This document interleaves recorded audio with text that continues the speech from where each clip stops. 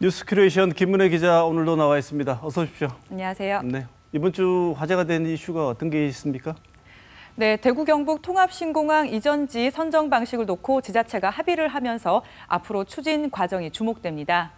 최근 대구시와 경상북도, 군위군, 의성군 단체장들이 만나서 마라톤 회의를 거친 결과 통합신공항 이전 후보지 선정 방식에 합의를 했습니다. 네. 거론되는 지역은 군위군 우보면 단독 후보지와 그리고 의성군 비안면, 군위군 후보면 공동 후보지인데요.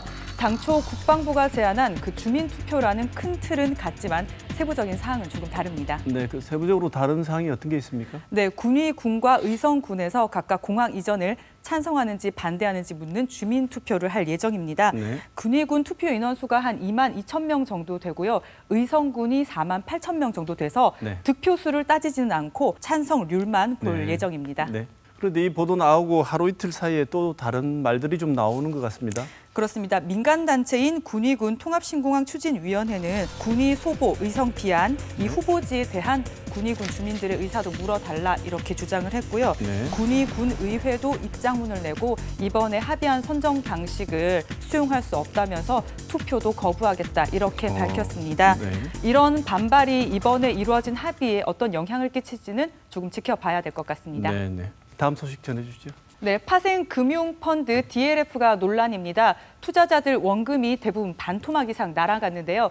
제2의 키코 사태가 되는 거 아니냐 이런 우려도 커지고 있습니다. DLF는 외국 금리와 연계된 펀드입니다. 네. 금리가 일정 기간, 일정 범위에 있으면 확정된 이자를 주는데 이 일정 범위를 벗어나면 손실을 보는 구조로 설계가 돼 있습니다. 네. 일종의 내기처럼 보이는데요. 네네. 유럽, 특히 독일 금리, 국채 금리가 급격하게 하락하면서 특히 이 상품에 투자한 투자자들의 원금이 반토막 이상 날아갔습니다. 그런데 원래 이 파생 상품이라고 하는 것 자체가 어느 정도 위험을 감수하고 투자를 하는 상품이지 않습니까? 그렇습니다. 지난달에 금융감독원이 펀드 상품 판매 실태 조사를 했습니다. 조사 결과 DLF 투자자 80% 이상이 고령에 은퇴를 한 그 개인 투자자로 조사가 됐고요. 네. 1인 평균 2억 원 이상을 투자한 것으로 나타났습니다. 네. 이들은 은행 측에서 원금을 손실할 수 있다 이런 위험을 미리 설명하지 않았다고 반발을 하고 있습니다. 네. 그래서 지금 손해배상 소송이나 금감원의 분쟁 조정을 신청하는 분들도 있고 검토를 하시는 분들도 많습니다. 네, 이걸 보면 2008년에 있었던 키코 사태의 데자뷰 같은 느낌이 드는데요. 네, 그렇습니다. 키코는 그 환율 변동에 연계한 상품이었습니다. 당시에 환율 급등으로 이 상품에 가입했던 중소기업과 우량 수출 기업들이 피해가 커지면서 줄도산으로 이어지기도 했습니다. 그런데 대법원은 네. 키코에 대해서 불안전 판매에 대해서는 일부 배상 판결을 네. 내렸지만 네. 이 키코라는 상품 자체가 불공정 거래는 아니다 이렇게 네. 판결을 한 바가 있어요. 네. 그래서 이번에 DLF도 만약에 소송으로 이어지면 이 상품 설계가 공정하게 됐냐, 불공정하게 됐냐 이것이 쟁점이 될 것 같습니다. 네, 조심해야 될 것 같습니다. 네, 다음 소식은 무엇입니까? 네, 자유한국당이 조국 법무부 장관 퇴진을 촉구하면서 삭발을 했는데요. 네. 효과는 어땠을까요? 황교안 자유한국당 대표가 지난 16일에 청와대 앞에서 삭발을 했습니다. 이후에 대구 경북 초선 의원 4명 등 원 안팎에서 20명 가까이가 삭발에 가세를 했습니다. 네, 어쩌면 이 자유한국당 지지자들이 아닌 쪽에서 나경원 대표 왜 삭발하지 않느냐고. 네, 관심이 많았죠. 네, 그래 이 삭발 투쟁 끝에 한국당이 재미는 좀 봤습니까? 네, 일단 초반에는 나름 성공했다 이렇게 자평을 하기도 했습니다. 네. 한국일보 보도 한번 보시겠습니다. 네. 맹탕 청문회를 둘러싼 지도부 책임론과 당내 잡음을 차단시켰고 또 당 지지율을 올렸다 네. 이렇게 기사가 나왔습니다.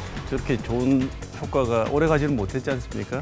이제 그만하라 이렇게까지 했죠? 네, 자제령이 내려졌습니다. 시간이 갈수록 이 삭발이 공천 받으려고 눈도장 찍는 거 아니냐, 충성 경쟁 아니냐 이런 비난이 나왔고요. 네. 그리고 또 희화화도 많이 됐습니다. 결의차게 네. 보여야 되는데 그러지 네. 못한 것도 있었고 박지원 의원은 이러다가 국회가 조계사가 될 판이다 네. 이렇게 비난을 하기도 했습니다. 네. 그리고 또 최근에 혁신위원장을 지냈던 연세대 류석춘 교수가 위안부는 매춘이다 이런 발언을 하면서 좀 악재를 만난 상황입니다. 네. 류 교수는 지금 한국당에 탈당계를 제출한 상황이거든요. 네. 한국당은 이제 삭발은 그만하고 야당 잔치라고 볼 수 있는 네. 국정감사를 통해서 민주당을 떠난 무당층들 한국당으로 흡수시키겠다 이런 각오를 다지고 있습니다. 네, 자유한국당은 젊은 층의 마음을 이해하는 법을 빨리 좀 배워야 될 것 같습니다. 그리고 좀 생산적인 방법으로 지지층을 확보하는 데 골몰을 했으면 좋겠다는 생각이 듭니다. 다음 소식은요? 네, 조국 법무부 장관 사퇴 이후로 정치인들의 자녀들이 각종 의혹으로 입방아에 오르고 있습니다. 영남일보 보도를 한번 보시겠습니다. 정치권 자녀 대전 이렇게 헤드라인을 뽑았거든요. 조국 장관 자녀 문제는 언급이 많이 됐으니까 요 사진들에 보이는 정치인들 자녀들 의혹이 어떤 게 있나 한번 살펴보시겠습니다. 먼저 조국 저격수를 자처했던 장제원 의원 아들이 가수인데 음주운전을 하다가 오토바이를 들이받는 사고를 냈습니다. 이후에 음주운전과 또 운전자 바꿔치기 의혹과 관련한 범인 도피 교사 혐의로 검찰에 송치가 됐고요. 나경원 원내대표 이번에는 아들 의혹입니다. 아들도 고교 시절에 서울대 그 연구실 인턴으로 근무하면서 논문 제1 저자로 등재된 거가 문제가 됐고요. 그리고 이중 국적도 논란이 되고 있습니다. 그리고 김성태 전 원내대표는 딸이 KT에 입사 원서를 내지 않고도 그 입사를 하게끔 압박을 가한 혐의로 지금 검찰이 불구속 기소를 한 상태고요. 또 자유한국당 황교안 대표도 자녀 의혹이 있습니다. 황 대표 아들도 KT 입사의 의혹을 지금 받고 있고 또 군 복무 당시에 꿀보직으로 급격하게 이동이 됐다 이런 군 복무 특혜 의혹도 받고 있습니다. 어느 한 사람 조국 장관을 비롯해서 어느 한 사람 없이 특권층은 있구나, 금수저는 정말 있구나 이런 생각을 국민들이 하실 것 같아요. 참 보는 씁쓸합니다. 분들은 또 정치인들이 어느 순간에는 결속을 잘 하지 않습니까? 이번에는 물귀신 작전이 나오는 것 같습니다. 나경원 원내대표가 본인 자녀 이중국적 문제가 불거지니까 그럼 동시에 특검을 하자 이렇게 얘기를 했어요. 그랬더니 정의당 심상정 대표가 일축을 했습니다. 이중국적 문제는 출산 서류 하나만 증명하면 끝낼 일이다. 그래서 정의당 심상정 대표는 국회 차원에서 이 전수조사를 해보자 이거를 제안을 했습니다. 사상 초유로 지금 법무부 장관 자택을 압수수색을 하고 또 자녀들이 비공개 소환 조사를 했습니다. 이 과정에서 검찰이 가정집에 11시간이나 있으면서 중국 음식을 시켜 먹었다 이런 얘기도 나오고 있고요. 또 11시간 있으면서 겨우 압수물이 박스 2분량이다 이런 비판도 많이 나왔습니다. 정말 언론 보도가 많이 쏟아졌는데요. 이런 보도들이 좀 문제를 흐리고 있는 건 아닌가 좀 지켜보기에 씁쓸한 대목도 있었습니다. 지금까지 이번 주 주목해야 될 만한 뉴스 짚어봤습니다.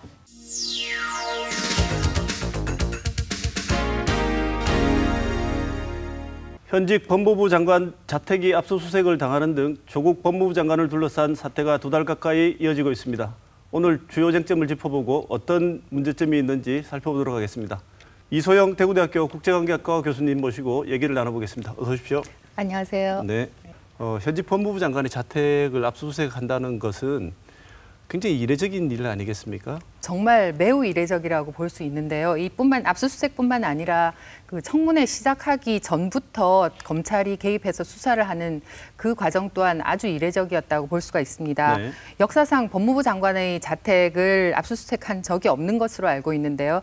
과거에 한번 수색이 있었지만 그것은 검찰이 요청한 물품을 제출하는 양식이었고요.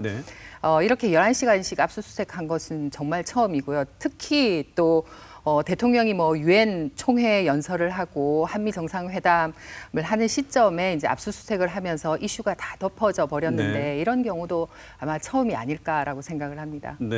그 법무부 장관 관련 검찰 수사를 두고 그 가족을 탈탈 터는 흔히 말하는 먼지털이식 수사다는 비판도 있고 이게 너무 과도하다는 비판이 있는데 여기에 대해서는 어떻게 생각하십니까?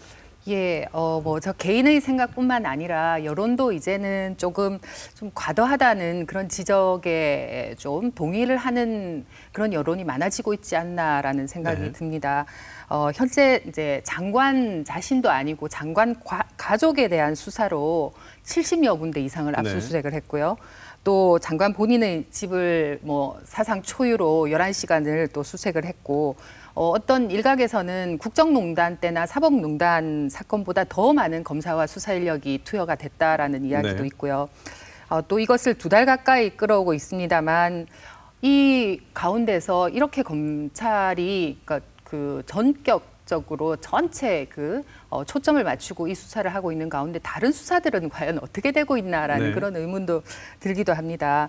그런데 이제 더 문제는 이 검찰이 압수수색까지 이렇게 하면서 찾아내고자 했던 정보가 뭐 딸의 표창장 진위 여부라든지 뭐 아들의 인턴십 진위 여부라든지 뭐 이런 것들이다라는 말들이 흘러나오면서 이것이 정말 상식적인가라는 그런 이야기도 있고요.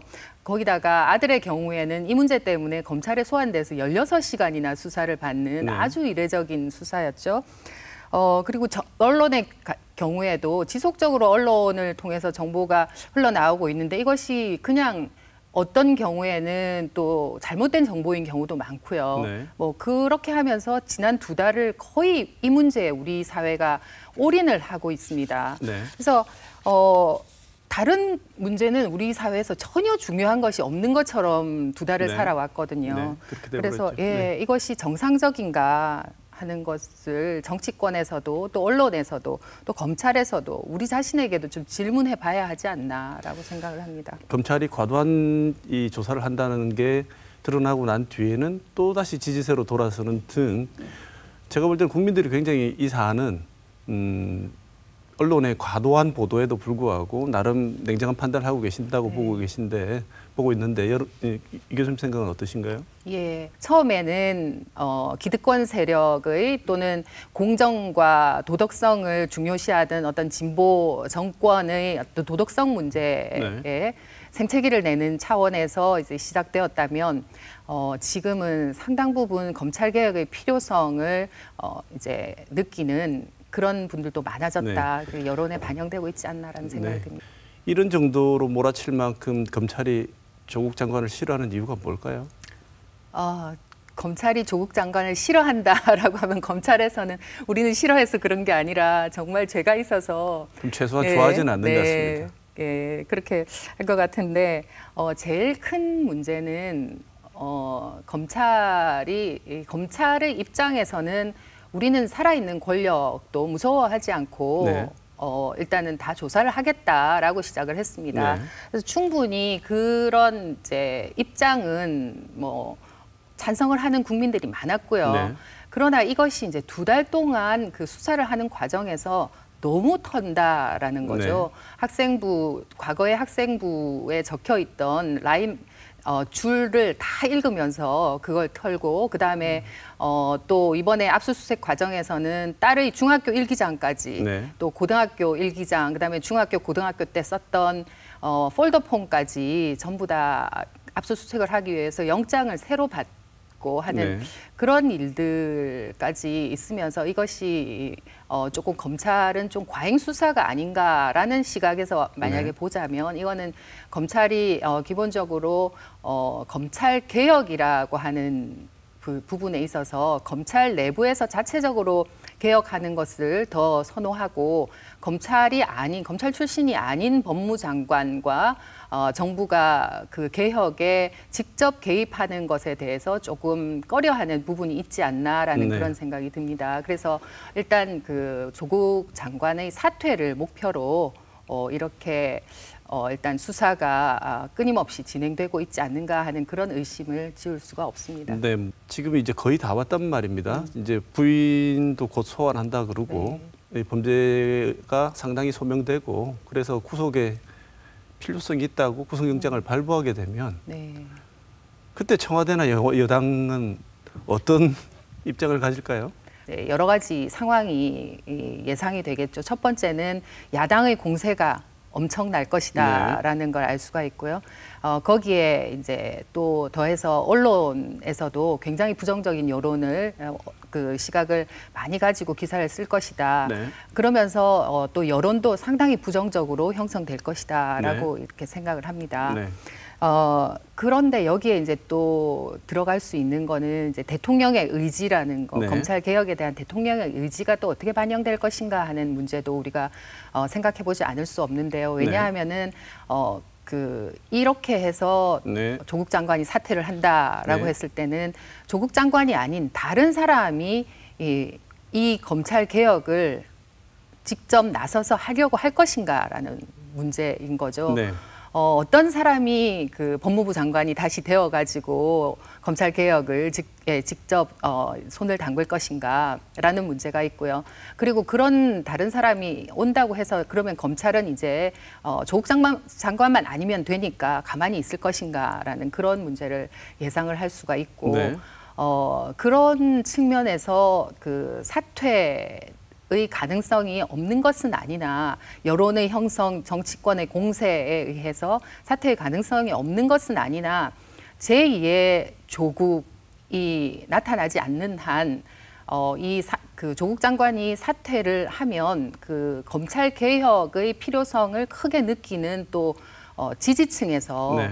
굉장히 큰 어떤 역풍이 불 수도 있다라고 저는 그런 네. 생각이 듭니다. 그 지점은 그래서, 이미 예. 그 교수들이 한 4,000명이 넘는 교수들이 서명할 때 네. 이미 그 조국을 지키는 것과 검찰 개혁이라는 것을 묶어놨던 고리를 네. 풀었지 않았나. 풀고 네. 조국을 지키는 거와 검찰 개혁의 문제는 별개고 예. 조국을 낙마시킨다 하더라도 검찰 개혁 문제는 다른 문제로서 꾸준히 네. 끝까지 관철시키겠다는 이런 의지를 보이는데 네. 여론 또 총선을 앞두고 있기 때문에 여론의 영향을 받지 않을 수 없고 조국 장관의 사퇴의 가능성이 없지 않다고 저는 생각을 합니다. 네. 다만 아까 말씀드린 것처럼 조국 장관이 사퇴하고 나서도 검찰 개혁의 의지를 그렇게 강하게 보일 수 있는 사람이 과연 법무부 장관을 맡을 그 의지를 가지고 있는가? 그 책임과 동시에 검찰이 져야 되는 책임, 별 큰 문제도 아닌 것에 2달을 전력을 투구를 하고 요거 가지고 부인을 구속시키면서 이제 장관 사퇴에 올인을 했던 검찰 뒷감당을 그리고 해야 할 뒷감당을 것이다. 해야 할 것이다라고 생각합니다. 이제 곧 총선이 있습니다. 네. 이 조국 사태가 내년 총선에 어떤 영향을 미칠 거라고 생각하시는지 말씀만 듣겠습니다. 네. 아무래도 총선에 영향을 미치지 않을 수는 없을 그렇죠. 것 같습니다. 네. 벌써 여론이 이제 조금 형성이 되고 있고요. 근데 이제 야당에서는 조국 장관 문제가 여당에 대한 부정적 평가를 뭐 강하게 이제 추동할 거다라고 생각을 해서 이 문제를 총선까지 끌고 가고 싶어 합니다. 여당 내에서도 사실은 이 부정적 여론 때문에 좀 두려움을 느끼고 있는 분위기도 좀 있거든요. 네. 그렇지만 사실상 조국 장관 문제가 2달 이상 끌어오면서 이 고위층이 공공연히 저지르고 있는 여러 가지 이제 도덕적 문제를 저렇게 뒤집어 씌울 수 있나 하는 그런 여론도 형성되고 있습니다. 네. 사실은 여당이나 야당 둘 다에게 크게 총선에서 이익이 될 수 없다라고 네. 저는 말씀을 드리고 싶어요. 네. 정말 괜찮은 정책을 네. 내놓고 그리고 이 정말 비전을 제시할 수 있는 그런 정당이 되어야 될 시점이 아닌가라고 생각을 합니다. 네. 그렇지 않으면 이길 수 없을 것이다. 네. 저는 모든 정당께 말씀드리고 싶습니다. 네. 조국 사태가 아무리 중요하고 우리 사회를 뒤흔들고 있다 하더라도 언론은 중심을 조금 잡고 중요한 맥락을 짚어줬으면 좋겠습니다. 더 이상 조국 장관과 관련된 언론 보도에서 짜장면이냐 한식이냐를 놓고 팩트 체크하는 일은 그런 꼴은 안 봤으면 좋겠습니다. 네, 오늘 말씀 고맙습니다. 네, 고맙습니다.